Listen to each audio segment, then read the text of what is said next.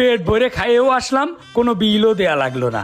এরকম যদি প্রতিদিন হয় আর কি লাগে।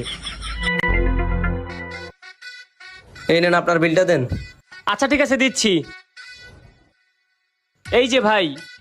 50 টাকা কেন? আপনার বিল তো হয়েছে 700 টাকা। কি বলেন ভাই? অর্ডার তো আমি করি নাই, অর্ডার তো করছে ওই ভাইটা। আর ওই ভাইটা তো ওখান থেকে বিল দিয়ে গেছে।